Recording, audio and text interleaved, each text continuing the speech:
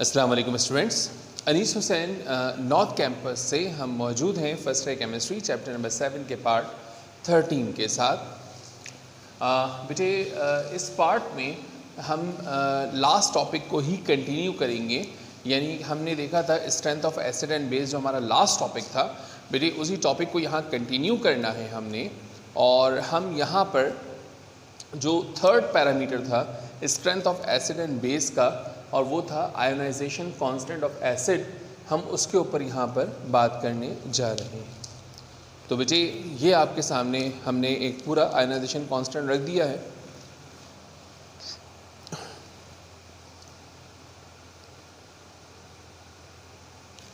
बेटा याद रखिएगा कि ये मैं थोड़ी डिटेल में पढ़ा रहा हूँ, उसकी दो वजूहात हैं। एक तो एमकेट वालों को इस डिटेल की ज़रूरत है, ठीक है। ईकेट वालों को मैं बता दूंगा कहाँ से कहाँ तक याद रखना है। और बेटे दूसरी बात ये कि सिंध बोर्ड की बुक में ये डिटेल मौजूद नहीं है, तो लिहाजा हम जो है इस वजह से इसको थोड़ा डिटेल में पढ़ रहे हैं। बेटा आयोनाइजेशन कांस्टेंट बेसिकली है क्या? It's quantitative measure. भाई किस चीज़ का क्वांटिटेटिव मेजर? स्ट्रेंथ। कौन सी स्ट्रेंथ? एसिड की strength. Quantitative measure of strength of acid, यानी क्वांटिटी वाइज आपको बताता है कि आपका एसिड कितना स्ट्रॉन्ग या कितना वीक है। अच्छा, अब इसको ड्राइव करना है। बेसिकली ये इक्वेशन है इसकी। ईकेट वाले सिर्फ ये इक्वेशन याद कर लें, लेकिन एमकेट वालों को थोड़ा सा आइडिया होना चाहिए। उनको भी याद नहीं करना, रट्टा नहीं लगाना, लेकिन उनको आइडिया होना चाहिए कैसे ड्राइव हुई। देखो ये मेरे पास एक वीक एसिड है, this is the weak acid, ठीक है। तो रिवर्सिबल एरो से भी शो हो रहा है। तो अगर आपके पास इस तरह से सिंगल एरो होता है तो इसका मतलब स्ट्रॉन्ग इलेक्ट्रोलाइट है, स्ट्रॉन्ग इलेक्ट्रोलाइट। और अगर इस तरह से रिवर्सिबल है इन दिस वे, तो बेटे इसका मतलब होता है कि वीक इलेक्ट्रोलाइट है। अच्छा, अब मैंने इस एसिड को वाटर में डिसॉल्व किया, तो बेटे यहाँ से जो H है, राइट, वो हमारे पास इस ऑक्सीजन से लोन पेयर लेकर, राइट, ये लोन पेयर यहाँ आ जाएगा, तो H इसके साथ शामिल हो जाएगा, H3O पॉजिटिव हाइड्रोनियम आयन, और यहाँ पे A बच गया, वो A नेगेटिव ये रहा। अच्छा, अब अगर मैं इस इक्वेशन के लिए Kc लिखना चाहूँ तो हम जानते हैं Kc में प्रोडक्ट न्यूमरेटर में आते हैं और जो रिएक्टेंट है वो डिनोमिनेटर में आते हैं। तो Kc is equal to product upon reactant, right. अच्छा, अब चूंकि ये वीक एसिड है तो बेटे ऐसी सूरत में हमारे पास एसिड की कंसंट्रेशन जो है वो कम होती है, वाटर की कंसंट्रेशन ज़्यादा होती है, और जिसकी कंसंट्रेशन ज़्यादा हो, बहुत ज़्यादा हो, बहुत ज़्यादा, और ख़ास तौर पे वीक इलेक्ट्रोलाइट के केसेस में, तो बेटे वहाँ पर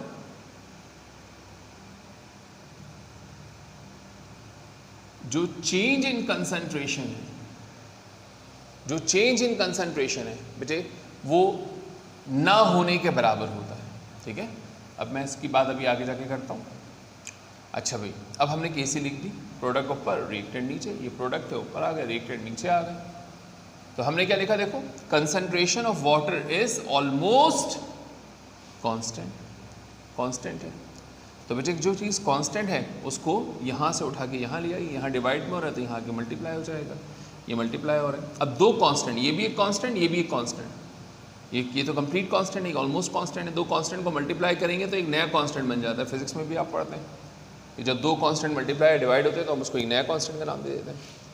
अब ये हमारे पास Ka आ गई, Ka की इक्वेशन, उसमें नीचे ये एसिड है, ठीक है, दिस इज योर एसिड, ठीक है, ये हाइड्रोनियम आइन और ये एनाइन। अगर मैं इसको लिखना चाहूँ जर्नल वे में तो ऐसे लिखूंगा, Ka इज इक्वल टू, बेटे हर एसिड जो है वो H3O पॉजिटिव तो बनाएगा, भले एक बनाए, दो बनाए, तीन बनाए। यहाँ पे एसिड का एनाइन होगा, और बेटे नीचे वो एसिड पूरा का पूरा आ जाएगा। अब जैसे अगर कोई मुझसे कहे कि यार HCl के लिए लिख के दिखाओ, तो भाई उसके लिए इक्वेशन की ज़रूरत नहीं है मुझे, चलें HCl तो हमारे पास स्ट्रॉन्ग हो गया ना, वीक ले लेते हैं। एसिडिक एसिड के लिए लिख के दिखाओ। तो बेटे सबसे पहले हाइड्रोनियामाइन, फिर इसका एनाइन यानी CH3COO नेगेटिव एसीटेट, और बेटे नीचे एसिड आ जाएगा CH3COOH। Got it. तो इस तरीक़े से हम जो है वो डिसोसिएशन कांस्टेंट ऑफ एसिड लिख सकते हैं। ठीक है मेरा बच्चा। अच्छा अब ज़रा सुनो बेटा, अगर Ka की वैल्यू लेस देन 3 है, 10⁻³ तो मेरा जो एसिड है वो क्या होगा, वो वीक होगा। और बेटे अगर Ka की वैल्यू 1 से लेकर 10⁻³ के दरमियान है तो बेटे हमारा जो Ka है वो मॉडरेटली स्ट्रॉन्ग होगा। And if the value of Ka is greater than 1 then acid is strong.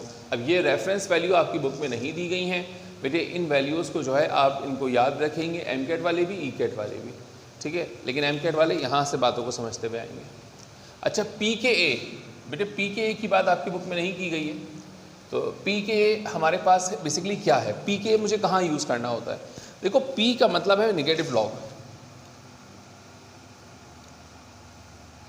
Negative log ये भी हटा, ठीक है, P का मतलब है नेगेटिव लॉग, जहाँ P आ रहा है इसका मतलब नेगेटिव लॉग आ रहा है। तो बेटे Ka की वैल्यू, जो वीक एसिड्स होते हैं उनके लिए डिसोसिएशन कांस्टेंट की वैल्यू बहुत छोटी होती है, तो लिहाजा उसे होल नंबर में शो करने के लिए हम नेगेटिव लॉग ले लेते हैं। देखो मैंने ये बात लिख भी दी है, since the value of Ka for weak acid is very small, hence it is convenient to convert into whole number. इसे होल नंबर में कन्वर्ट कर दो by taking their negative log, तो उनका नेगेटिव लॉग लेकर, सही है, तो उनका नेगेटिव लॉग लेके उसको जो है वो किस में कन्वर्ट कर दोगे, उसको आप जो है वो होल नंबर में कन्वर्ट कर दोगे। तो देखो इसका फॉर्मूला ये बन गया हमारे पास, ये बेटे pKa जो है it is equal to minus log Ka। अच्छा अब सुनते जाना बात को भाई, बात ये है कि Ka की value, the value of Ka जितनी ज़्यादा होगी pKa की वैल्यू उतनी ही कम होगी, क्योंकि नेगेटिव लॉग ले रहे हो। और हमारा जो एसिड है बेटे वो क्या होगा, स्ट्रॉन्ग।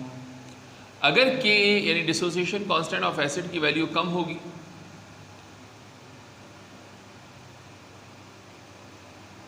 तो pKa की वैल्यू ज़्यादा होगी, और जब हमारा एसिड होगा वो क्या होगा, वीक। ठीक है, तो बेटे ये बात समझ में आ गई। तो हमारे पास Ka और pKa और फिर एसिड। तो इसके ऊपर मैंने एक MCQ दिया आपको, यहाँ पे देखो ये MCQ हमारी सिंध बोर्ड की बुक में मौजूद है, मतलब टेबल मौजूद है, हमने उसको MCQ बना दिया। कह रहे which of the following acid is the strongest, कौन सा एसिड है जो स्ट्रॉन्गेस्ट है। तो भाई hydrocyanic acid, formic acid, acetic acid, chloro acetic acid. अब इन सब की हमारे पास Ka की वैल्यू मैंने साथ मेंशन कर दी है। MCAT वालों को ये वैल्यू याद होनी चाहिए बेटे, या एटलीस्ट इस MCQ को एज इट इज़ याद कर लें। ECAT वाले तो एज इट इज़ याद कर लें, ठीक है, और MCAT वाले जो हैं वो वैल्यू और MCQ को बेटे एज इट इज़ याद करें। ठीक है, ये बुक की जो लाइंस होती है वेरी इंपॉर्टेंट है, इन्हीं से MCQ बनते हैं। अच्छा अब देखो हमारे पास बेटे जितनी बड़ी पावर होती है वैल्यू उतनी छोटी होती है। नेगेटिव में पावर जितनी बड़ी होगी वैल्यू उतनी छोटी होगी, नेगेटिव में पावर जितनी बड़ी होगी वैल्यू उतनी छोटी होगी, और नेगेटिव में पावर जितनी छोटी होगी वैल्यू उतनी ही बड़ी होगी। तो बेटे सबसे बड़ी वैल्यू डिसोसिएशन कांस्टेंट Ka की कहाँ पर है, यहाँ पर, here Ka is equal to this, yes, तो यहाँ पर है। तो लिहाजा जो हमारा करेक्ट ऑप्शन होगा यहाँ पर वो क्या होगा, the correct option will B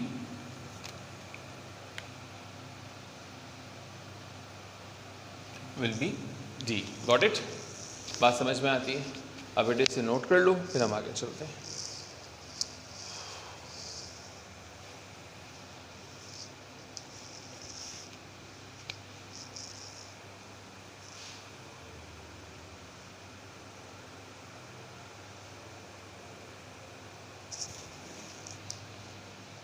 I hope कि आप लोग कॉपी कर चुके होंगे बेटा, मैं अब इसको रब करने जा रहा हूँ।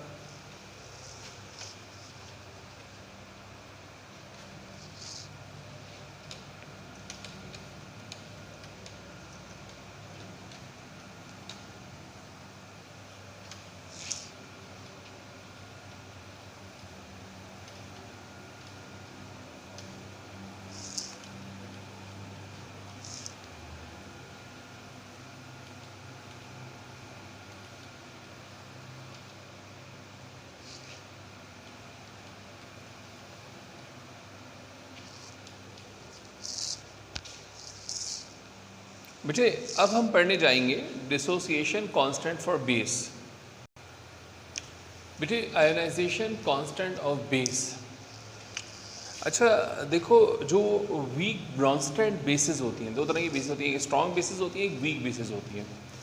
तो वीक बेसिस को हम वीक ब्रॉन्स्टेड बेस भी कहते हैं, लॉरेन ब्रॉन्स्टेड कॉन्सेप्ट के मुताबिक। तो जो वीक बेस होता है, जब इसको वाटर में डिसॉल्व करते हैं तो ये क्या करता है basically, it accepts the proton from the water and then produces OH negative ion in the solution. यहाँ देखो, जैसे हमारे पास NH3 है, if NH3 is dissolve into water, तो बेटे NH3 जो है वो अपने इस लोन पेयर की वजह से यहाँ से हाइड्रोजन गेन करेगी, NH4 पॉजिटिव बनाएगी और OH नेगेटिव। तो आपके पास NH4OH एक वीक बेस बन जाएगा। अच्छा, अब हम यही काम यहाँ पे करने जा रहे हैं और हम इसी चीज़ को जो है वो देखने जा रहे हैं। अब आप देखिए यहाँ पे ये काम किस तरह से हो रहा है, होगा।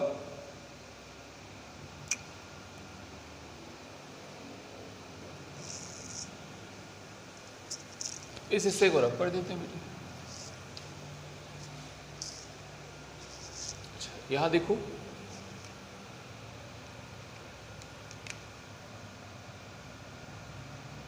अच्छा आयनाइजेशन कांस्टेंट बेसिकली है क्या, पहले इसको डिफाइन कर लेते हैं।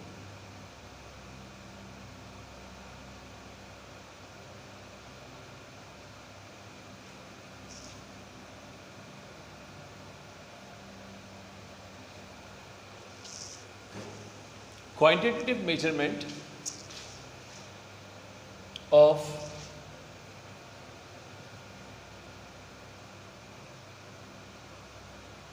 strength of base, quantitative measurement of strength of base, इसे हम आयनाइजेशन कांस्टेंट कहते हैं। अच्छा, अब देखो, इसको सारा समझना ज़रूरी है।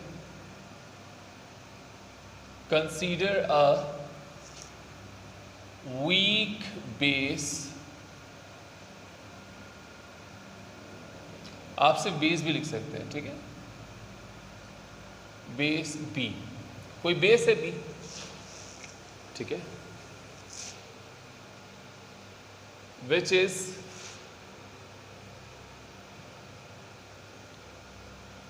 dissolved into water।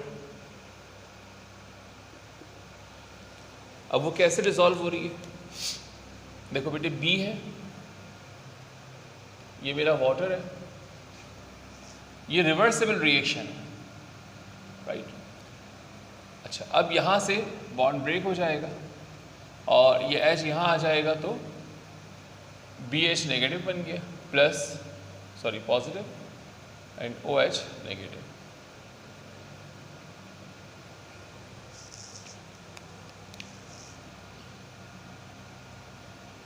Now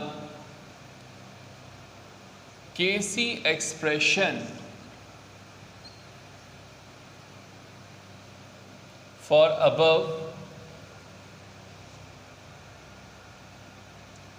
reversible reaction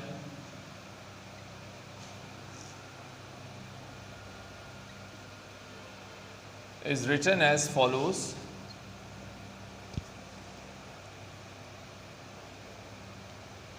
Kc, बेटे प्रोडक्ट ऊपर आ जाएंगे,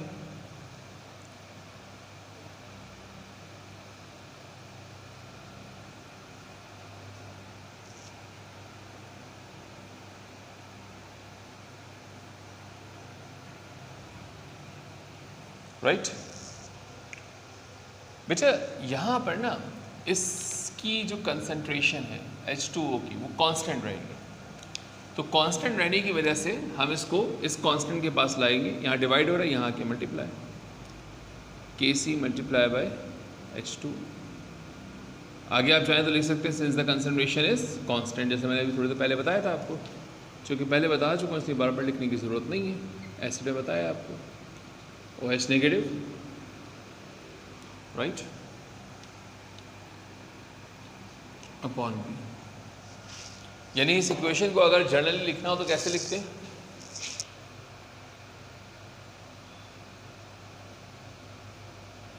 Kb इज इक्वल टू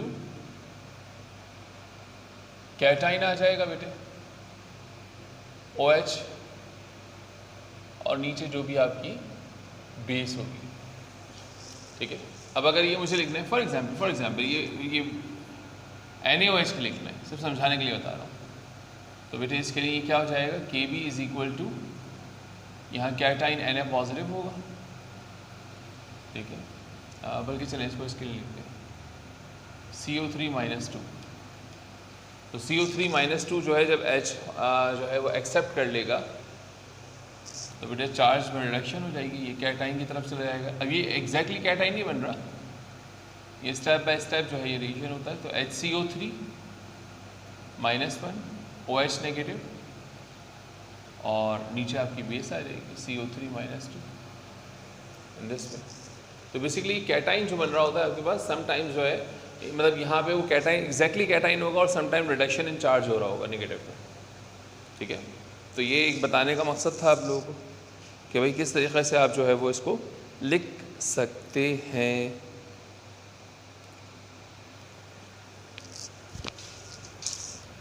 ये इक्वेशन ही लिख रहे हैं मेरा बेटे। अच्छा अब सुनो, तो ये दोनों मिलकर एक नया कांस्टेंट बना रहे हैं विच इज Kb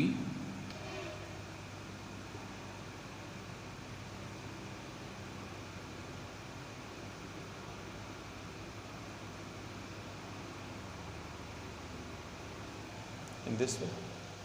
तो ये हमारे पास इक्वेशन है। ई कैट वाले से इक्वेशन भी याद कर लें तो बहुत है बेटा। अच्छा अब सुन लो कि बेटे अगर Kb की वैल्यू है, अब Kb की वैल्यू ज़्यादा भी हो सकती है और Kb की वैल्यू कम भी हो सकती है, ठीक है। अगर तो Kb की वैल्यू ज़्यादा है तो स्ट्रॉन्ग बेस, और अगर Kb की वैल्यू कम है तो वीक बेस, ठीक है। इसी तरह बेटे अगर आप चाहो तो यहाँ पे pKb भी कैलकुलेट कर सकते हो। ये उस वक्त होगा pKb कि जब आप वेरी स्मॉल वैल्यू को होल नंबर में शो करना चाहो।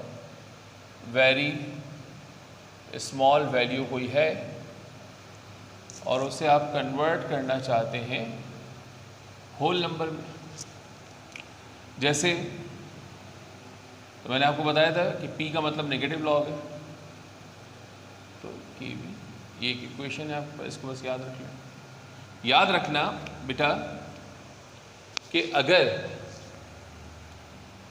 Kb की वैल्यू ज़्यादा होगी तो pKb की वैल्यू कम होगी, और हम डील कर रहे हैं वीक बेस के साथ। अगर Kb की वैल्यू कम होगी तो pKb की वैल्यू ज़्यादा होगी, और हम डील कर रहे होंगे, आई एम सॉरी मैंने गलत लिख दिया, स्ट्रॉन्ग बेस के साथ, और तब हम डील कर रहे होंगे जब pKb की वैल्यू ज़्यादा होगी तो वीक बेस के साथ। तो बेटे ज़रा सा जो है अब इसको नोट कर लीजिए आप, ये हमारे पास थर्ड फैक्टर जो है यहाँ पे मुकम्मल होता है।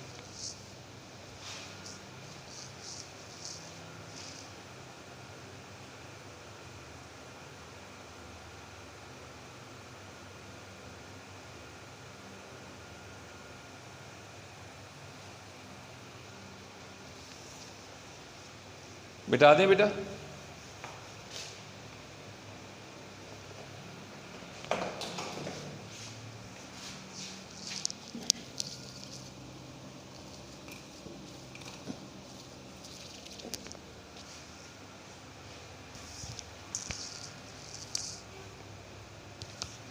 So we are going to rub this.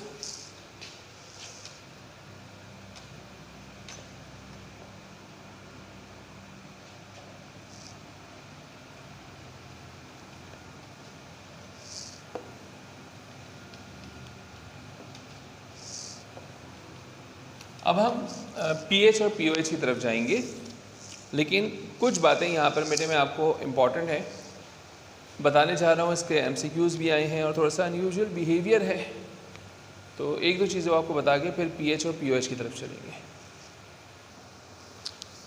बेटे अब फोर्थ हम मेजरमेंट की बात करेंगे। फोर्थ क्राइटेरिया है हमारे पास pH and pOH to determine the strength of acid and base. अच्छा, अब देखो जितने भी एक्वस सॉल्यूशंस होते हैं तो वहाँ पर H पॉजिटिव और OH नेगेटिव की कंसंट्रेशन बहुत कम होती है, तो लिहाजा उसको कन्वीनियंटली डील करने के लिए और होल नंबर में एक्सप्रेस करने के लिए हमने pH और pOH का कॉन्सेप्ट यहाँ पर दिया। देखो मैं भी बता चुका हूँ कि P का मतलब नेगेटिव लॉग होता है, ठीक है। अच्छा, अब जो है हमारे पास जो है बेटे यहाँ पर बात शुरू करते हैं। मकसद समझ में आ गया pH एंड pOH का क्या है कि the concentration of H positive and OH negative in all the aqueous solution is very low, hence to express conveniently in a whole number we introduce the term pH and pOH in 1909। अब पहले pH के ऊपर बात कर लेते हैं कि भाई pH क्या होती है हमारे पास। बेटे अगर हम बात करें डेफिनेशन की तो pH कहा जाता है the negative log of concentration of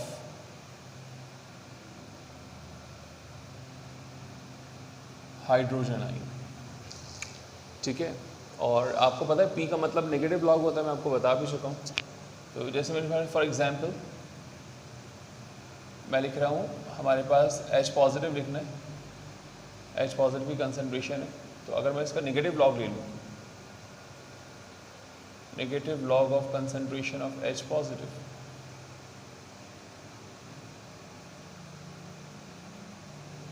तो बेटे इसे pH कहा जाएगा, राइट। सो P इसको स्मॉल लिखा जाता है, सो pH is the negative log of concentration of H positive ion. बेटे हमारे पास जैसे अगर हम बात करें यूनिट की तो इट हैज़ नो यूनिट,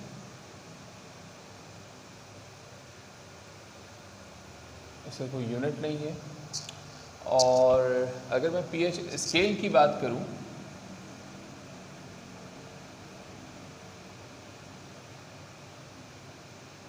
तो बेटे pH स्केल की वैल्यू 0 to 14 होती है, राइट। अगर किसी सॉल्यूशन की pH 0 से लेके 7 के दरमियान है, फ्रॉम 0 to 7 है, तो बेटे ऐसी सूरत में जो सॉल्यूशन होगा वो एसिडिक होगा और pH हमारे पास H पॉजिटिव की तादाद ऐसे सॉल्यूशन में H पॉजिटिव की तादाद OH से OH नेगेटिव से ज़्यादा होगी। और अगर किसी सॉल्यूशन की जो pH है वो 7 से लेके 14 तक है, तो बेटे ऐसा सॉल्यूशन जो है वो हमारे पास बेसिक होगा और ऐसे सॉल्यूशन में H पॉजिटिव की तादाद जो है बेटे वो कम होगी और OH नेगेटिव की तादाद ज़्यादा होगी। बेटा यहाँ पर अगर किसी सॉल्यूशन की pH 7 है तो हम ऐसे सॉल्यूशन को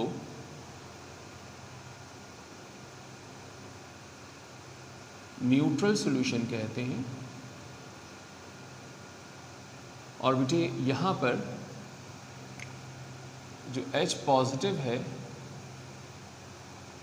उनकी तादाद, concentration of H positive must be equal to OH negative, OH negative के इक्वल होगी।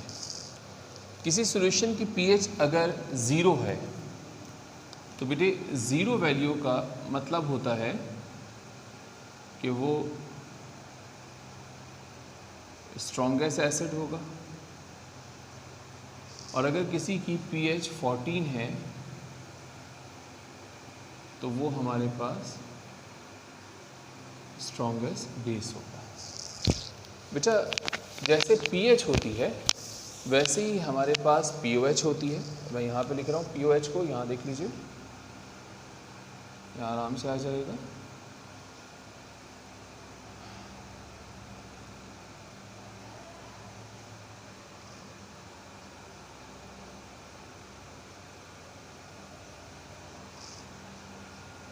The negative log of concentration of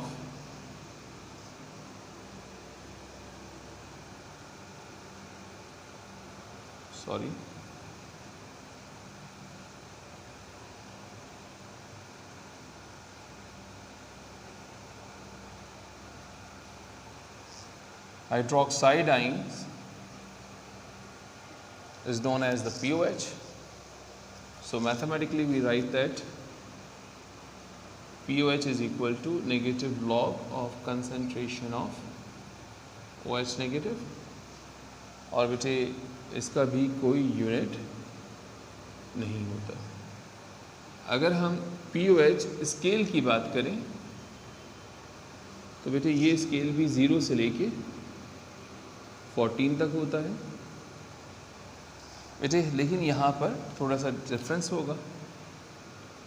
0 से लेके 7 तक अगर कुछ है तो वो बेसिक होगा, और 7 से लेके 14 तक अगर है तो वो एसिडिक होगा। अमूमन हम pH पर डील करते, POH को हम डील नहीं करते, लेकिन अगर आ जाए तो इस तरह से आप लिखेंगे। अच्छा, अब बेटे यहाँ पे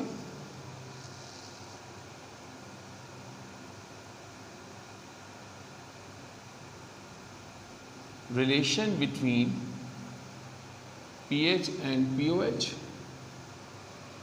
तो बेटे ये बात वैसे आप जानते ही ऑलरेडी, ठीक है, लेकिन फिर भी just for the sake of information मैं आपको बता रहा हूँ कि भाई pH plus POH is equal to 14 के इक्वल होता है, ठीक है। तो ये कुछ इंपॉर्टेंट बातें थी, ये नोट कीजिए। फिर MCQs के लिए कुछ बातें मैं आपको बताऊँगा, ठीक है।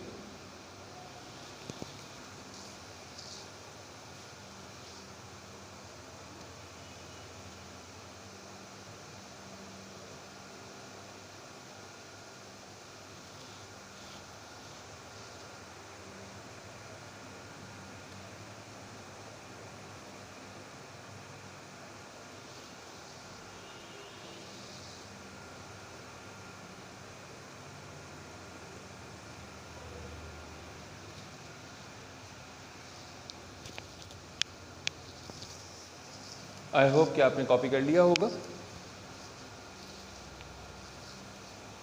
सो रब कर दें बेटे।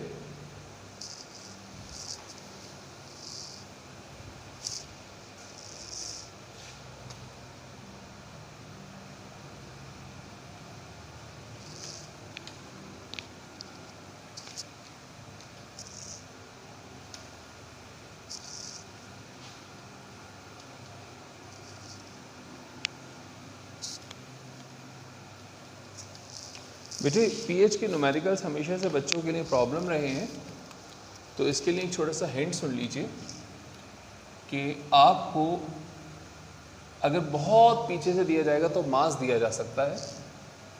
जब आपको मास दिया जाए तो आप उस मास को मोल में कन्वर्ट करेंगे, और बेटे मोल को आप कंसंट्रेशन में कन्वर्ट करेंगे, यानी कि आप बेसिकली मोल को कन्वर्ट करेंगे मोलैरिटी में। अब आप कंसंट्रेशन का यूनिट मोलैरिटी यहाँ पे यूज़ कर सकते हैं। क्यों यूज़ करते हैं अभी आपको बताता हूँ। और फिर बेटे with the help of molarity आप जो है वो इजीली pH कैलकुलेट कर सकते हैं, ठीक है। बेटा मास को मोल में कन्वर्ट करने के लिए आप डिवाइडेड बाय मोलर मास करेंगे। When mass is divided by molar mass, then it converts into mole, बेटे when mole is divided by volume, right, तो बेटे आपके पास it will be converted into the molarity, और फिर बेटे मोलैरिटी जो आएगी उसका आपने नेगेटिव लॉग लेना है, तो नेगेटिव लॉग लेके आपके पास pH आ जाएगा। बेटा याद रखिएगा कि यहाँ पे जो आपका मास है वो ग्राम में होगा, आपका वॉल्यूम जो है वो हमेशा गिवन होता है। अगर वॉल्यूम गिवन ना हो तो आप 1 dm³ ले सकते हैं। इसी तरह से ये बात भी याद रखिएगा कि बेटे हमारे पास अगर यूनिट ml में हो तो आपने लीटर में करना है, और अगर यूनिट आपके पास सेंटीमीटर क्यूब में हो तो आपने यूनिट डेसीमीटर क्यूब में करना है। यानी मैं ये कहना चाहता हूँ कि आप यूनिट या तो लीटर में यूज़ करेंगे या डेसीमीटर क्यूब में यूज़ करेंगे। ml से लीटर में आने का तरीक़ा डिवाइडेड बाय 1000 है, सेंटीमीटर क्यूब से डेसीमीटर क्यूब में आने के लिए डिवाइडेड बाय 1000 करना होगा। बेटा ये आपके पास एक कुछ हिंट्स हैं, ठीक है, लेकिन ये मुकम्मल नहीं है। कुछ बातें आपके मैं चाहता हूँ कि पहले आप MCQ सॉल्व करें। मुझे पता है आपको प्रॉब्लम्स आएंगे MCQ सॉल्व करते वक्त। मैंने यहाँ पे जो शॉर्टकट बताना था अभी आपको नहीं बताया, वो इंशाल्लाह नेक्स्ट क्लास में, मतलब नेक्स्ट क्लास में जब आप क्वेश्चन मुझसे पूछ कर आएंगे और जो क्यूरी सेक्शन होगा आपका, तो मैं वहाँ पर आपको जो है ये वाली बातें बताऊँगा, राइट। तो फ़िलहाल आप जो है वो इसको यहाँ तक कॉपी कर लें।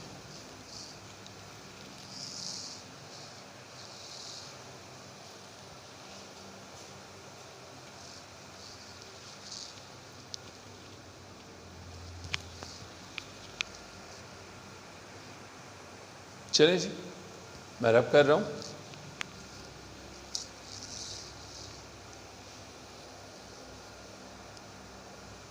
अच्छा एक चीज़ और देख लें यहाँ पे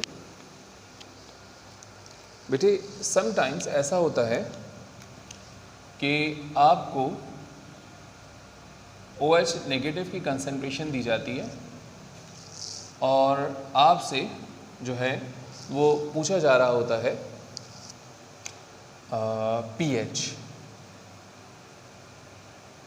अब OH की कंसंट्रेशन देके pH पूछ रहा है आपसे, ठीक है। तो बेटे इसका तरीक़ाकार ये है कि पहले OH की मदद से हम POH मालूम करेंगे, राइट। यानी कि अगर आप OH की मदद से POH मालूम करना चाहते हैं तो सिंपली इसके लिए आपको नेगेटिव लॉग लेना होगा।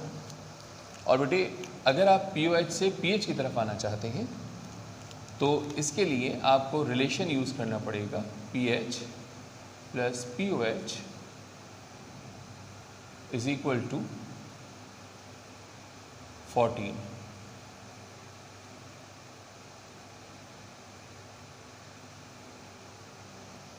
pH plus POH is equal to 14, right. तो इसी तरह से अगर आपके पास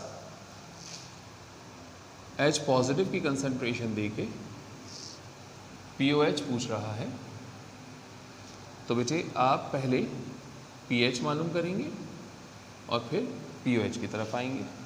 वही तरीक़ा सेम, नेगेटिव लॉग लेंगे और उसके बाद pH से POH में आने के लिए रिलेशन यूज़ करेंगे, pH plus POH is equal to 14।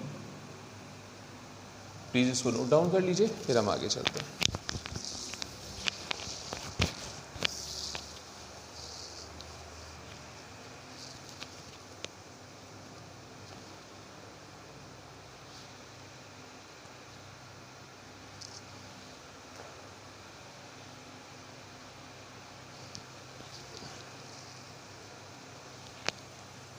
हटा दूँ बेटे, कुछ इंतहाई छोटी छोटी बातें यकीनन आपको पहले से ही आती होंगी, लेकिन चूँकि हम यहाँ पे सभी कुछ डिस्कस करना है हमें, तो लिहाजा मैं जल्दी जल्दी बताता हुआ आगे बढ़ूँगा बेटा, ठीक है। तो आप लोग उसको जो है वो अपने पास नोट कर लेंगे।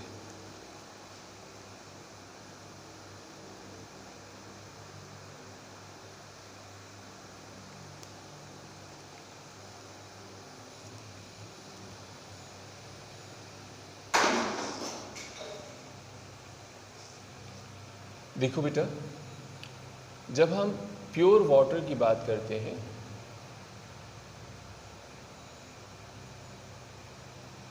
तो प्योर वाटर में H पॉजिटिव की कंसंट्रेशन 1 × 10⁻⁻7 होती है, right? It's very small value. तो हम pH कैलकुलेट करेंगे, नेगेटिव लॉग -7, और बेटे जब आप इसको सॉल्व करेंगे तो नेगेटिव लॉग 1, ऐसे कर लें भाई, log 1 प्लस log 10⁻⁻7। बेटे माइनस अपनी जगह पे, log 1 की वैल्यू 0 होती है, -7 फॉर्मूला है, पावर जो है कोफिशिएंट बन जाता है, log 10, तो बेटे minus as it is 0 vanish हो जाएगा, plus minus minus 7 as it is. log 10 की वैल्यू 0 होती है, ठीक है, log 10 की वैल्यू 1 होती है, तो लिहाजा 7 × 7 और माइनस माइनस प्लस हो जाएगा। तो बेटे pH की value for the pure water जिसमें कोई भी इम्प्योरिटी मौजूद नहीं है 7 आ जाएगी। तो यहाँ मैंने दो चीज़ें आपको सिखा दी। वो दो चीज़ें मैंने आपको क्या सिखाई हैं कि log 0 अगर है तो बेटे log 0 की वैल्यू log 1 की वैल्यू 0 होती है, और इसी तरह से अगर log 10 है तो उसकी वैल्यू 1 होती है। अब मेरा आपसे सवाल है कि अगर हमारे पास log 100 होगा तो उसकी वैल्यू क्या होगी। लेकिन ये दो इसेंशियल वैल्यू जो आपको याद रखनी है बेटे। इसी तरह से प्योर वाटर की ही बात कर रहा हूँ, तो प्योर वाटर में OH नेगेटिव की कंसंट्रेशन होती है 1 × 10⁻⁻7 मोलर। बेटा अब यहाँ पे जब मैं POH कैलकुलेट करने जाऊँगा तो लिहाजा POH will be equal to negative log of concentration of OH negative. बेटे आप जानते हैं, अब आपको बात समझ में आ गई है, तो मैं डायरेक्ट लिख सकता हूँ log 1 -7 log 10, ठीक है, आपको बात समझा चुका हूँ। ये वाला फैक्टर बेटे ये 0 हो जाएगा, माइनस माइनस प्लस हो जाएगा, और log 10 की जगह मैं 1 लिख दूंगा। So the final is POH is equal to 7। Got it? तो बेटे इसको अपने पास नोट कीजिए, फिर हम आगे चलते हैं।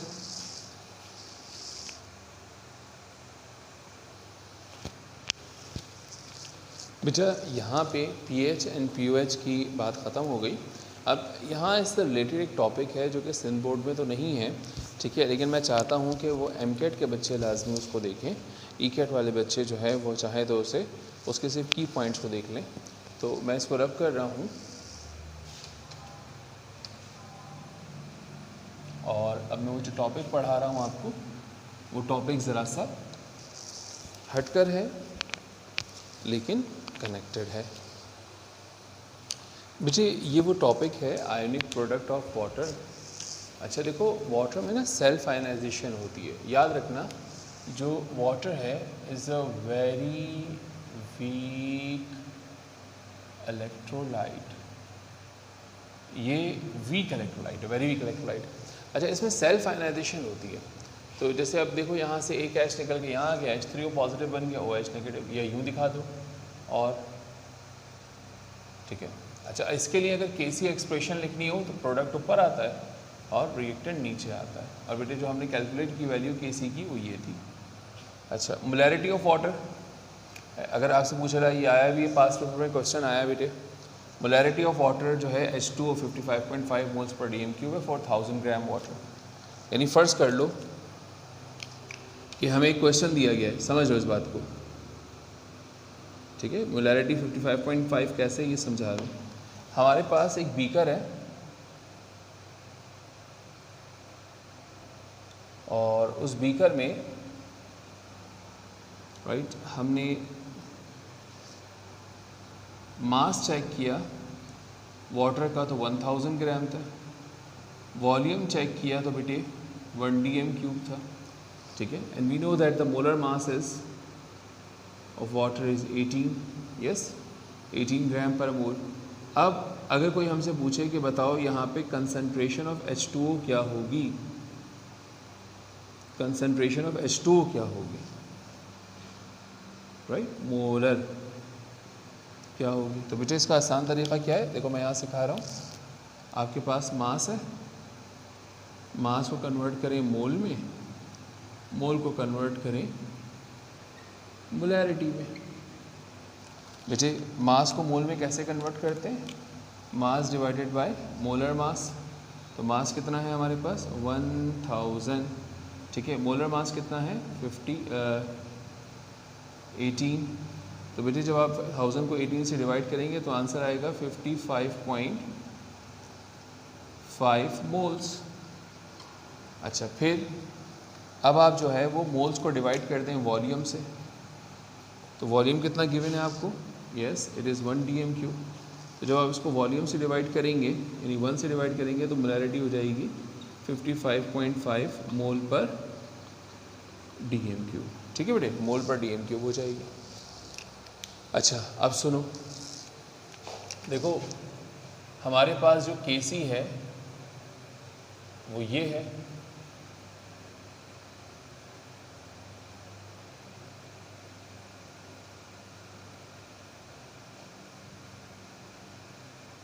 ये Kc एक्सप्रेशन है। अब देखो ये बात मैं पहले ही बता चुका हूँ, दोबारा बता रहा हूँ, सुन लो। Since water is very weak electrolyte, hence its concentration remains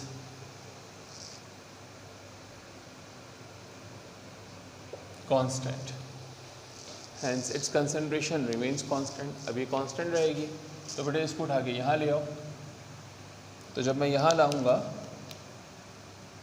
तो Kc multiply bye H2O, Kc खुद कांस्टेंट है और H2O की कंसंट्रेशन कांस्टेंट है। वीक इलेक्ट्रोलाइट, जितने भी वीक इलेक्ट्रोलाइट्स होते हैं उनकी कंसंट्रेशन कांस्टेंट रहती है, OH नेगेटिव। इसको पलट के रख रहा हूँ और H positive into OH negative Kc multiply bye H2O, right. मैंने इसे पलट के रखा है इस स्टेप में। Kc की वैल्यू कितनी है बेटे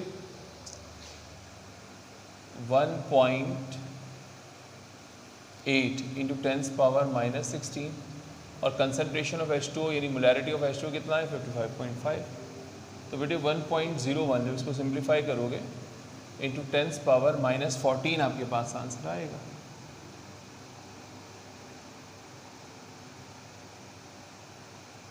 राइट अच्छा अब एक चीज़ यहाँ पे मैं आपको इजाफी बताता चलता हूँ। देखो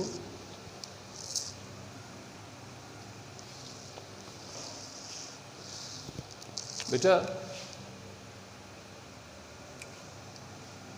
हमारे पास जो है इसको भी हटा देते हैं।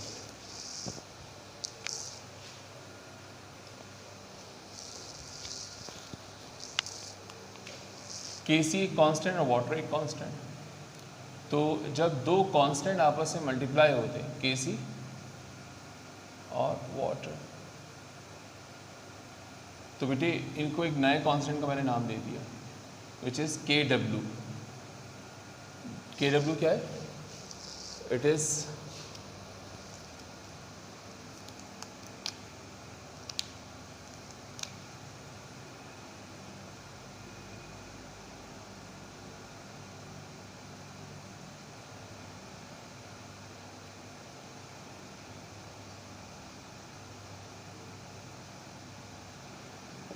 Dissociation constant for water.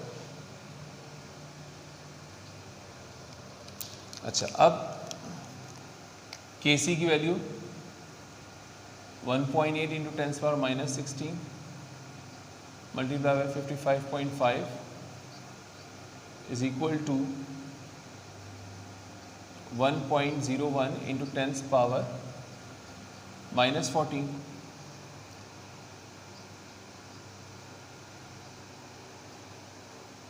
So basically it is Kw.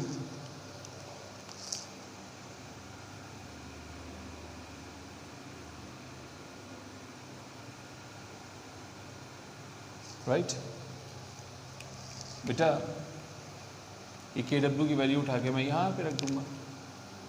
Now अब इस पूरी जगह पे क्या आ गया, Kw which is equal to H into OH negative which is equal to,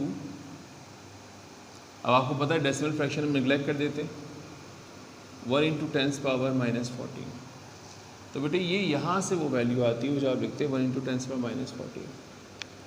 बेटे यहाँ पे एक चीज़ नोट कर लो MCQs के लिए कि अगर मेरे पास टेम्परेचर 40 to 100 डिग्री सेंटीग्रेड होगा तो जो PKW में लूँगा, KW में नेगेटिव में लूँगा, बहुत नेगेटिव में बहुत छोटी वैल्यू हो रही है तो होल नंबर के लिए PKW लूँगा, PKW की वैल्यू लेस देन 14 होगी। ये पॉइंट MCQ के लिए जो आखिरी बताया उसको नोट कर लो मेरा बेटा, ठीक है, यहाँ तक नोट कर लीजिए, फिर हम आगे चलेंगे।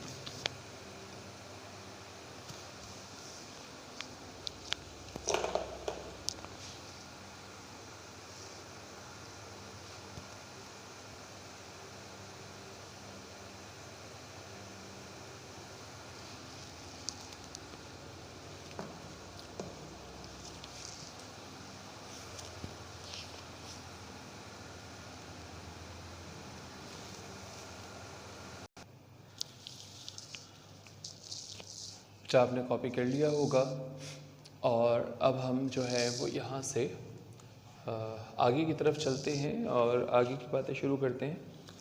बेटा एक टॉपिक बस हमारा रह गया, उसके बाद ये चैप्टर हमारा ख़त्म हो जाएगा और वो टॉपिक हमारे पास जो है डिस्कस करते हैं क्या है,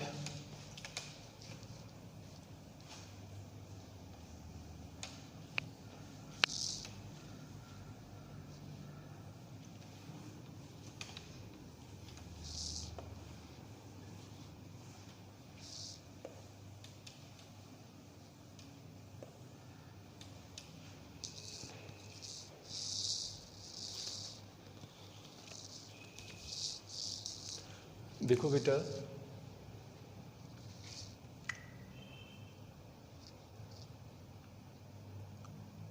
आपने चैप्टर नंबर 6 में कॉमन आइन इफेक्ट पढ़ा था। जस्ट रिकॉल कर रहा हूँ, कॉमन आइन इफेक्ट क्या होता है, decrease the solubility of weak electrolyte by adding a strong electrolyte having a common आइन, ठीक है, तो इसे हम बफर का नाम देते हैं।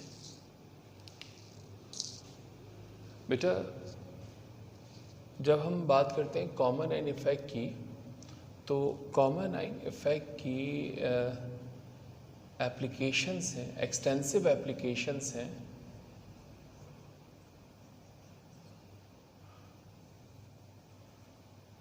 एक हमारे पास कहलाती है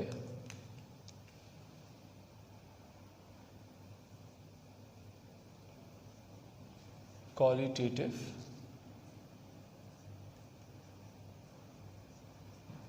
एनालिसिस, क्वालिटेटिव एनालिसिस, और दूसरी हमारे पास बेटे एप्लीकेशन है बफर। तो क्वालिटेटिव एनालिसिस तो आप लोग सेकेंड ईयर प्रैक्टिकल में पढ़ते हो, हम यहाँ पे डिस्कस करने जाएंगे फ़िलहाल बफर को। तो बेटे बफर क्या होते हैं?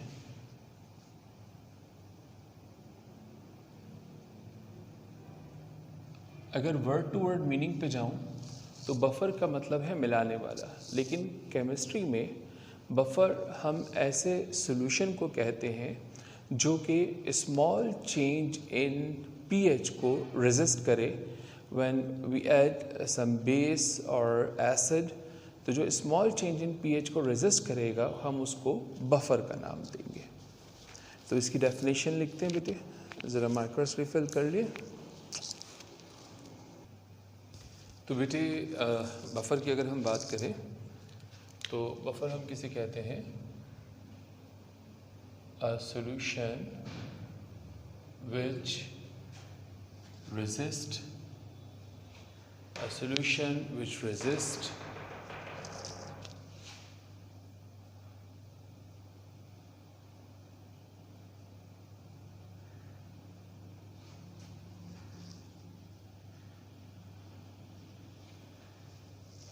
a small change in pH when, अब चेंज ऑफ पीएच कब होगा? ये उस वक्त होगा कि जब हम एसिड या बेस जो है उसे जो है हम ऐड करते हैं। तो आप यूँ भी लिख सकते हैं कि विच रेजिस्ट ओनली, या तो स्मॉल चेंज लिख दें, और अगर आगे डेफिनेशन बढ़ा रही है resist change in pH when small amount of acid or base is added। बेटे हर बफर सॉल्यूशन की अपनी एक स्पेसिफिक पीएच होती है, ठीक है? Buffer solutions have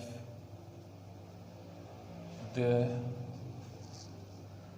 specific pH। अच्छा, हमारे पास जो टाइप्स ऑफ बफर सॉल्यूशन है वो कितनी है? देखो दो तरह के हमारे पास बफर सॉल्यूशन की टाइप्स होती हैं। एक कहलाते हैं एसिडिक बफर, एक कहलाते हैं बेसिक बफर। तो हम पढ़ते हैं यहाँ पर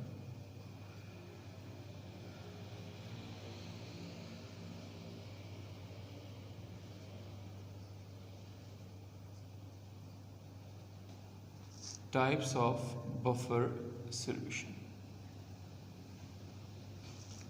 so types of buffer solution जो है उसमें पहला है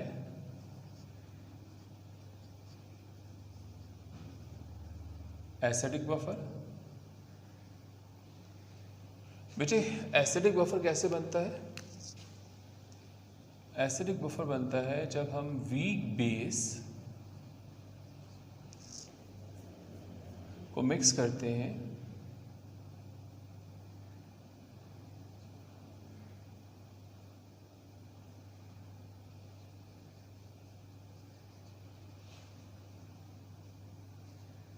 it's weak acid and salt of it with strong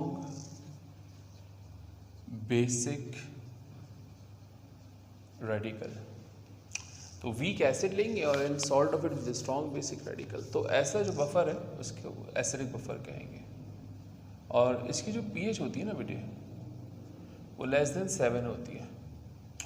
और इसकी एग्जाम्पल बड़ी जो सबसे फेमस एग्जाम्पल है हमारे पास वो एसिडिक एसिड की है, CH3COOH। Acidic acid is an organic acid and all the organic acids are the weak acids. और फिर उसके बाद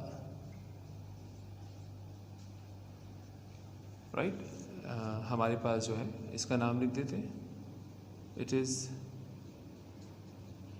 acidic acid and this is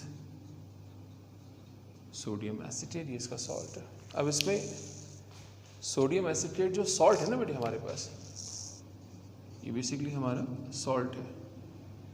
तो यहाँ पे जो सोडियम है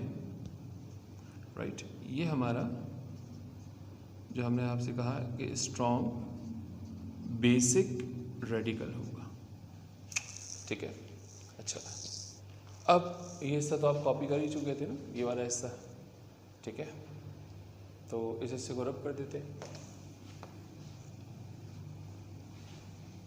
अच्छा, जिस तरह से ये एसिडिक बफर होता है बेटे, बिल्कुल वैसे ही हमारे पास जो सेकंड टाइप है वो है बेसिक बफर की। अच्छा, अब जो बेसिक बफर है, यहाँ पे वीक एसिड लिया था, तो बेटे यहाँ पे क्या लूँगा मैं, weak base and salt of it with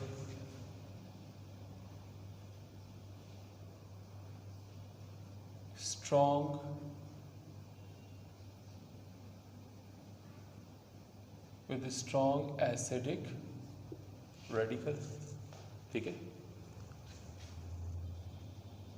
जो pH है इसकी ग्रेटर देन 7 होगी। अब बेटा इसकी जो बेस्ट एग्जाम्पल है NH4OH, it's a weak base, ठीक है। और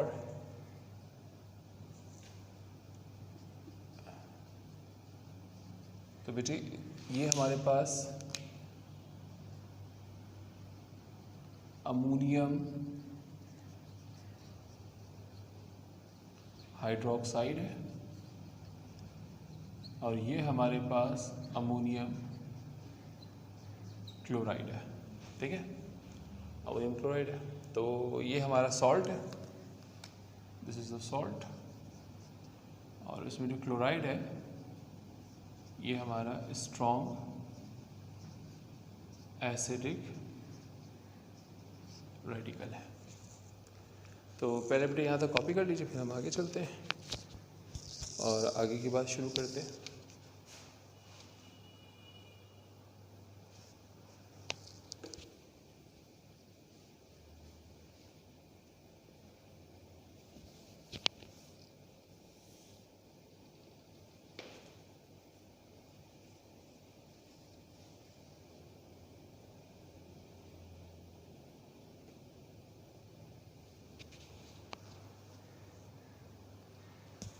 चलें बेटा आगे।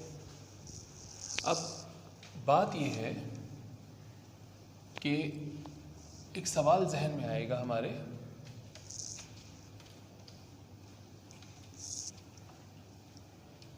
और वो ये है कि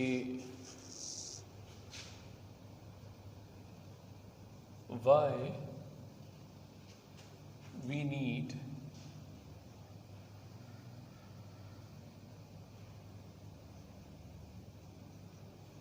बफर सोल्यूशन, हमें बफर सोल्यूशन क्यों चाहिए। तो बेटे बफर सोल्यूशन की बहुत सारी वजूहात हो सकती है। जैसे मिसाल के तौर पर हम कोई ऐसा रिएक्शन कर रहे हैं, अब ये रिएक्शन कोई केमिस्ट भी कर सकता है, राइट, या एलाइड साइंसेस जैसे बायोलॉजी और माइक्रोबायोलॉजी और इस तरह से सॉइल साइंसेस हो गया, न्यूट्रिशन होगी, तो अगर वहाँ पे कोई रिएक्शन कर रहा है तो वहाँ पर भी तो हमें बाज़ औक़ात ऐसी सूरत हाल का सामना करना पड़ता है कि हमें पीएच कंट्रोल्ड इन्वायरमेंट चाहिए। यानी हम अगर उसमें एसिड या बेस, स्ट्रॉन्ग एसिड और बेस स्मॉल अमाउंट में ऐड कर भी दें तो भी जो है वो चेंज इन पीएच ना हो, ठीक है, यानी कि पीएच जो है वो तब्दील ना हो। तो उन रिएक्शंस में हमें ज़रूरत होती है। बेटे ख़ुद हमारी बॉडी के अंदर जो है वो जो है उसकी ज़रूरत है। देखिए हम जानते हैं कि जो पीएच ऑफ ह्यूमन ब्लड है वो 7.35 है। The pH of the human blood is 7.35, ठीक है। अच्छा, अब अगर ये पीएच जो है, ये हमारी जो ह्यूमन ब्लड की पीएच है बेटे, अगर ये वेरी करती है, अगर ये चेंज होती है, मिसाल के तौर पर 7.35 से ये 8 पे चली गई, हाँ, या 7.35 से 7 पे चली गई, चेंज हो गई, तो बेटा हमारी जो है मौत हो सकती है, ठीक है, यानी कि पीएच का मेंटेन रहना, ब्लड की पीएच का मेंटेन रहना इंतहाई ज़रूरी है। अगर ये मेंटेन ना रहे तो हमारी डेथ भी हो सकती है। और हमारी बॉडी में जो बफर सिस्टम काम कर रहा होता है कार्बोनिक एसिड और प्रोटीन की सूरत में काम कर रहा होता है, ठीक है। तो जो बफर सिस्टम है ह्यूमन बॉडी में, ह्यूमन ब्लड में, वो कार्बोनिक एसिड और प्रोटीन की सूरत में हमें नज़र आता है, ये हम देखते हैं, ठीक है। तो ये हमारे पास कि हमें बफर की ज़रूरत क्यों होती है, ये बात हो गई। अब अगला सवाल, हम बफर जो है तैयार कैसे करें।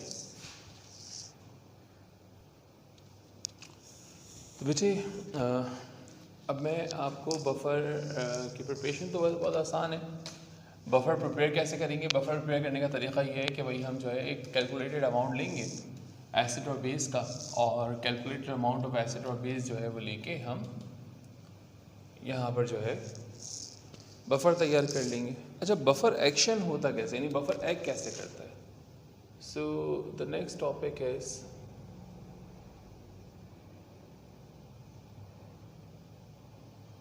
buffer action. The next topic is buffer action, right? तो बफर एक्शन कैसे काम करता है, बफर एक्शन क्या होता है, किस तरह से काम करता है? देखो, पहले एक बफर बना लेते हैं, एक एसिडिक बफर बनाते हैं। ये हमने एक बीकर लिया और बेटे इस बीकर में हमने जो है वो पहले एसिडिक एसिड ले लिया CH3COOH। तो acidic acid weak organic acid है। वीक ऑर्गेनिक एसिड का कंफर्ट जोन होता है अनआयोनाइज्ड फॉर्म,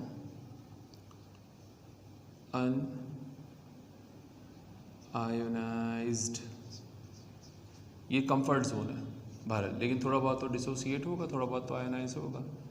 तो ये एसिटेट और H पॉजिटिव में आयोनाइज हो गया। अब इस सोल्यूशन के अंदर हमने क्या ऐड कर दिया था, CH3COOH, and now we are going to add CH3COONA, that is sodium acetate. CH3COONA, बेटे इट्स अ सॉल्ट, तो सॉल्ट होने की वजह से इसकी आयनाइजेशन ज़्यादा होगी। So CH3COO negative plus Na positive, right, इस तरह से। अब ये क्या करता है, बेसिकली एसिटेट आइन जो है, सोडियम एसिटेट के आने से एसिटेट आइन बनते हैं, और ये एसिटेट आइन जो पहले वाले सब्सटेंस मौजूद है बेटे उसे बैकवर्ड रिएक्शन पर मजबूर कर देते हैं, right. Due to the increase, अब जुमला सुन लो, due to the increase in concentration of acetate ion, and why concentration of acetate ion has increased? Because of adding sodium acetate. So because of the increase in concentration of acetate ion, the first substance goes into the backward direction, or its equilibrium shifts into the backward direction, and we observe the decrease in concentration of H positive, क्योंकि acetate पीछे जाएगा तो H को साथ लेके जाएगा, unionised form बनाएगा, तो H पॉजिटिव की कंसंट्रेशन जो है वो कम हो जाएगी। अच्छा, ये तो बफर तैयार हो गया। अब एक्शन कैसे होगा बेटे, मैंने इसके अंदर कोई स्ट्रॉन्ग एसिड डाल दिया स्मॉल अमाउंट में। स्ट्रॉन्ग एसिड का मतलब मैंने H पॉजिटिव डाल दिया, आप यूँ भी दिखा सकते हो H3O पॉजिटिव हाइड्रोनियम आइन। तो जब मैं H पॉजिटिव ऐड करूँगा तो बेटे ये H पॉजिटिव जो है, जो कि ये एसिड है मेरा, और ये मेरी पीएच को, सिस्टम की पीएच को, सॉल्यूशन की पीएच को चेंज करना चाहेगा। तो अब ये भी सिस्टम की पीएच को चेंज करना चाहता है, राइट। ये क्या चाहता है, ये चाहता है कि हम सिस्टम की पीएच को क्या कर दें, चेंज कर दें। तो इस सिस्टम की पीएच को जो है वो चेंज करने के लिए, ठीक है, करना चाहेगा, तो बेटे इसको जो है वो काउंटर करने के लिए कौन आएंगे, एसिटेट आइन।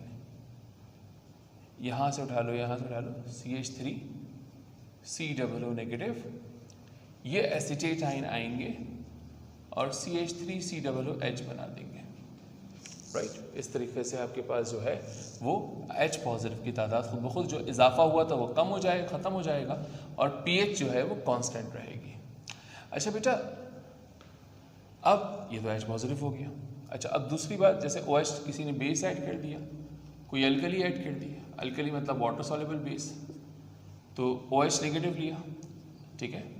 तो अब अगर मैं कोई अल्कली ऐड करूँगा, OH नेगेटिव ऐड करूँगा, तो जो अनडिसोसिएटेड CH3COOH है बेटे वो आ जाएगा, राइट।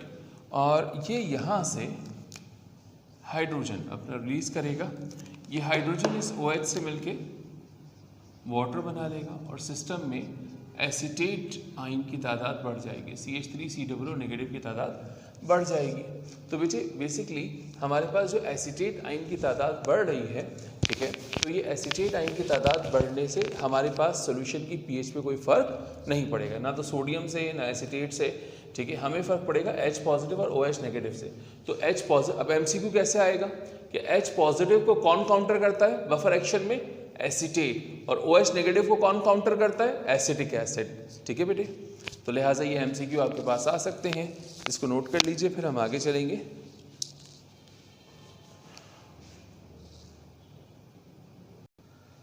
बेटे अब हम आगे चलेंगे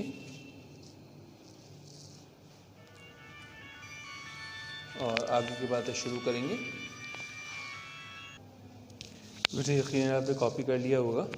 अब हम चलेंगे कैलकुलेशन की तरफ, थोड़ा सा कैलकुलेशन वर्क। अब ये जो कैलकुलेशन वर्क मैं आपको सिखाने जा रहा हूँ बेटे, तो ये सिर्फ और सिर्फ जो है हमारे पास कौन से बच्चों के लिए? MCAT के बच्चों के लिए है, ठीक है। इसमें जो है वो हमारे पास ECAT के बच्चे जो हैं वो चाहे तो इसको स्किप कर दें।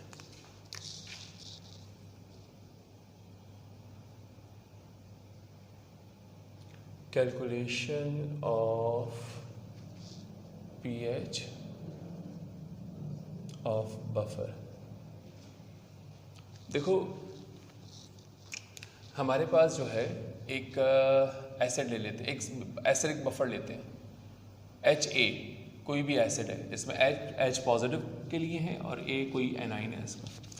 तो देखो ये मेरे पास एक वीक एसिड है, ठीक है, और ये जो मेरा वीक एसिड है बेटे, ये वीक एसिड हमारे पास है। तो जब इसको हम आयोनिक फॉर्म में लिखेंगे तो ऐसे लिखेंगे H पॉजिटिव A नेगेटिव, और ये हमारा है NaH, right, salt, Na salt of weak acid. तो ये ऐसे आयनाइज होगा, Na पॉजिटिव और A नेगेटिव, ठीक है। और ये दोनों मिल के जो है हमारे पास जो बफर बनाएंगे वो कहलाएगा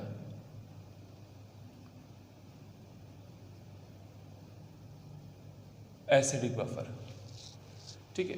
अच्छा, अब भाई हम जो है यहाँ पर क्या करेंगे कि हम जो है यहाँ पे इस इक्वेशन को देखो, इसकी Kc लिखते हैं, Kc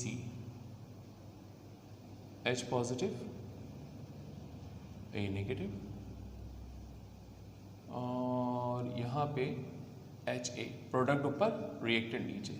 तो Kc अगर किसी को लिखनी नहीं भी आती है तो भाई वो इतनी बात याद रख ले, प्रोडक्ट को ऊपर रखना है और रिएक्टेंट को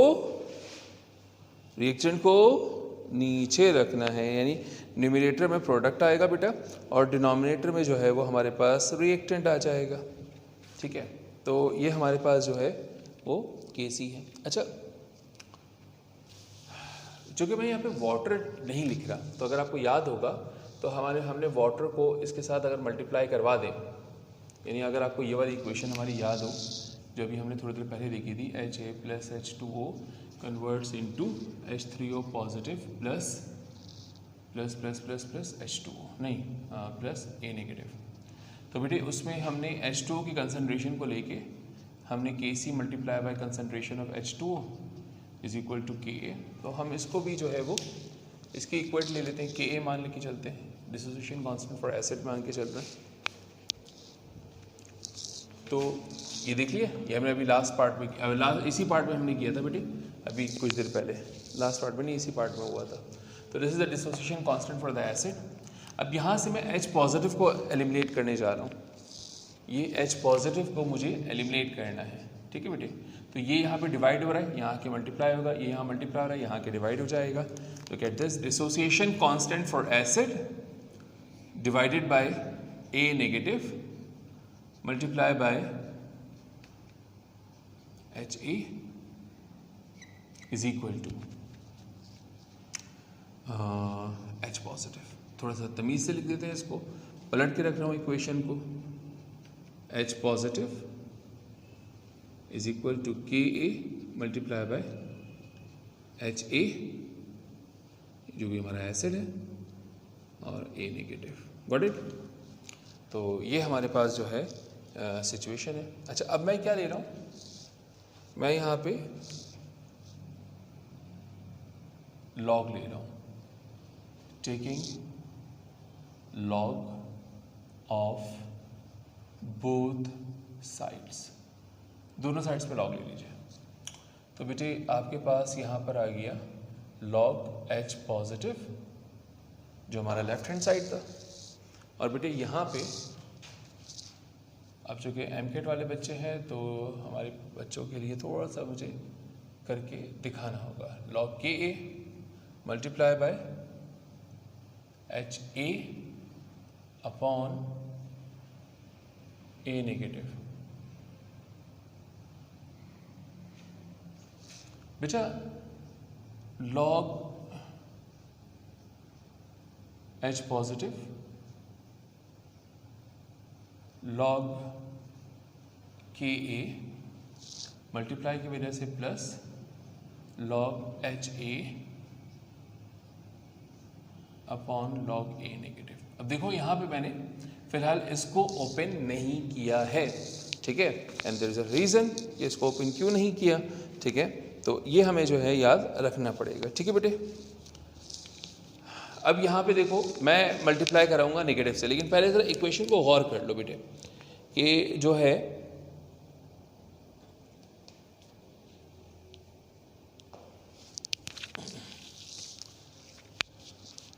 यहाँ पर लॉग आ गया। अब मैं क्या करने जा रहा हूँ, बहुत सिंपल सा काम है।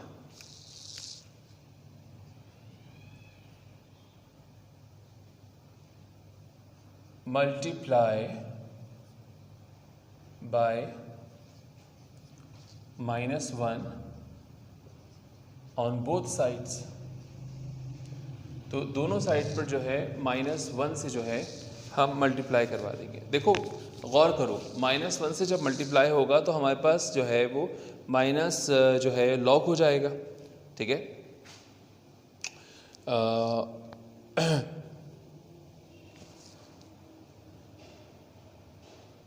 तो बेटे अब देखो मैं क्या कर रहा हूँ, minus log H positive is equal to minus log K A और minus log H A upon A negative. बेटा ये जो माइनस लॉग ए है, माइनस लॉग एच पॉजिटिव है, हाँ मैंने बताया था ना, माइनस लॉग लग जाए तो उसको हम पी एच कह देते हैं, इसकी जगह पी आ जाएगा, right. So it will be equal to P H, और minus log K A will be equal to P K A minus log H A upon A negative. बेटा मैं इस इक्वेशन को, ये इक्वेशन यहाँ पे कंप्लीट हो गई मेरी, मैं इसको जर्नलाइज कर रहा हूँ, लेकिन जर्नलाइज करने से पहले दो बातें समझ लो। पहले इस ए नेगेटिव का समझो। देखो यहाँ पर अगर मैं तुमसे पूछूं कि ये तो एक वीक एसिड है, तो वीक एसिड जो है वो ए नेगेटिव ज़्यादा देगा या सॉल्ट ए नेगेटिव ज़्यादा देगा? कौन ए नेगेटिव ज़्यादा देगा? तो आप बोलोगे सर जो सॉल्ट है ना वो ए नेगेटिव ज़्यादा देगा। इसका मतलब जो ए नेगेटिव की कंसंट्रेशन होगी वही सॉल्ट की कंसंट्रेशन होगी। इसका मतलब कि जो ए नेगेटिव की कंसंट्रेशन है वही सॉल्ट की कंसंट्रेशन है। तो लिहाजा देखो मैं क्या कर रहा हूँ, ये pH एज इट इज, ये pH ऑफ द बफर है, pKa right minus log A negative की जगह क्या रख दिया, सॉल्ट। क्यों? Because mostly A negative is obtained from the salt, hence the concentration of A negative will represent the concentration of salt. अच्छा, इसी तरह HA क्या है, एसिड है, तो बेटे यहां पे हमने एसिड लिख दिया। अच्छा, अब आप जानते हो कि लॉग में जब डिनोमिनेटर को न्यूमरेटर और न्यूमरेटर को डिनोमिनेटर बनाऊंगा तो नेगेटिव साइन चेंज हो जाएगा। और भाई देख के बताओ नीचे वाला बोर्ड आ रहा है कैमरे में, नीचे वाला हिस्सा आ रहा है? ओके बेस्ट है। और pH is equal to pKa बेटे माइनस की जगह क्या आ जाएगा, plus log salt upon acid. इस पर एक MCQ करवाऊंगा अभी आपको, ठीक है। तो बेटे ये दो इक्वेशन है। अब ये इक्वेशन क्या कहलाती है, this equation is known as Henderson's equation. तो इस इक्वेशन को हेंडरसन्स इक्वेशन कहते हैं। MCAT के बच्चे सिर्फ देखेंगे, ECAT वालों को इसे देखने की ज़रूरत नहीं है, ठीक हो गया भाई। तो ECAT वाले बच्चे जो है वो इसको नहीं देखेंगे, ठीक है।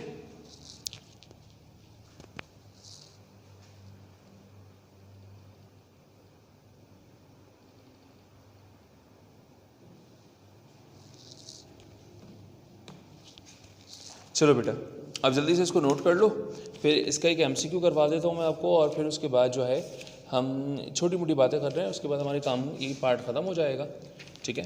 तो प्लीज़ जल्दी से ज़रा आप इसको जो है वो नोट कर लीजिए, फिर मैं आगे चलता हूँ।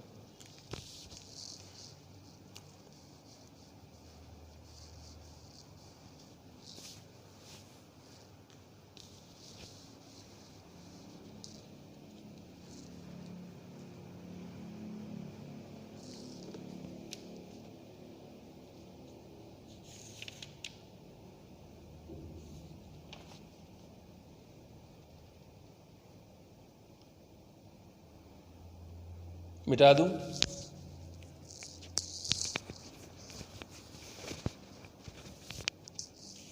भाई मिटा दें हम, चलें जी।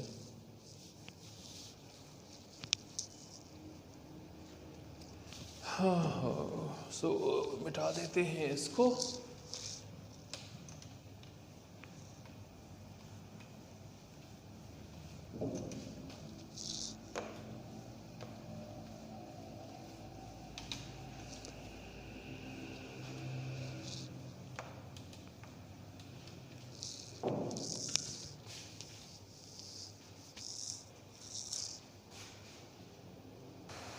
बेटे अब ये इख्तितामी बातें हैं बस। यहाँ पे हेंडरसन्स इक्वेशन है बेटे। हेंडरसन्स इक्वेशन एसिड के लिए हमारे पास है pH pK plus log salt upon acid, concentration of salt upon concentration of acid. अभी थोड़ी देर पहले मैंने आपको पूरी डेरिवेशन बताई है। MCAT के स्टूडेंट्स को याद रखेंगे, ECAT वालों को याद रखने की ज़रूरत नहीं है। POH जो है बेटे हमारे पास इज इक्वल टू, जैसे PK है तो यहाँ पे बेस के लिए PK भी आ जाएगा, सॉल्ट अपनी जगह पे रहेगा और ऐसे की जगह बेस आ जाएगी। बेटे हमारे पास जो बेस्ट बफर बनता है वो उस वक्त बनता है when we have the equal concentrations of salt and acid. तो सॉल्ट को एसिड के साथ ले लेंगे या सॉल्ट को बेस के। अगर एसिडिक बफर बनाना है तो ये तरीक़ेकार होगा, और बेसिक बफर बनाना है तो ये तरीक़ेकार होगा। और बेटे जब हमारे पास ऐसा हो जाएगा कि इक्वल कंसंट्रेशन होगी तो pH will be equal to pK। कैसे, यहाँ देख लो, मैं समझा देता हूँ। pH is equal to pK, मैं एसिड के लिए बात कर रहा हूँ, plus log concentration of salt concentration of acid. अच्छा अब देखो, pH pKa प्लस लॉग, दोनों की कंसंट्रेशन बराबर होगी, इक्वल है तो कैंसिल आउट हो जाएगा, आंसर 1 आएगा। और लॉग 1 कितना होता है, 0। तो pH is equal to pKa plus 0, pH is equal to pKa, right. तो बेटे आपके पास pH will be equal to pK and POH will be equal to, इसी तरह से pK भी हो जाएगा। अच्छा बेटे बफर कैपेसिटी किसे कहते हैं? बफर कैपेसिटी किसी भी सॉल्यूशन की वो कैपेबिलिटी है कि जिस वो जो है जो रेजिस्ट करता है चेंज इन pH को। The capability of a buffer to resist change in pH, इसे हम नाम देते हैं बेटे बफर कैपेसिटी का, ठीक है। बफर कैपेसिटी का हम इसको नाम देते हैं। तो बेटे ये जो है हमारे पास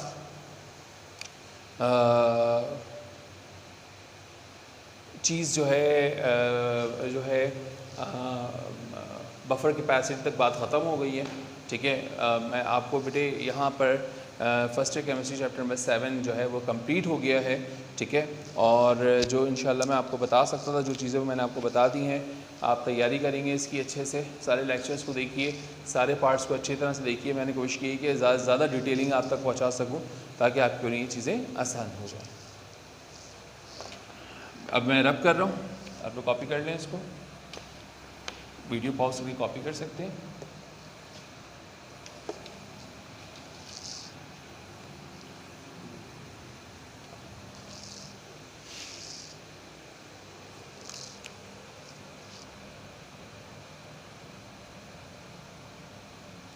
So first year chemistry chapter number 7 और बेटे इसके 13 पार्ट्स हमने बनाए हैं। एंड नाउ टुडे ये क्या हो चुका है, कंप्लीट हो चुका है by your teacher, that is okay बेटे। तो आज के लिए गुफ्तगू यहीं तक, इंशाल्लाह आपसे फिर मुलाकात होगी। तब तक के लिए अल्लाह हाफ़िज़। मुझे अपनी दुआ में ज़रूर याद रखिएगा।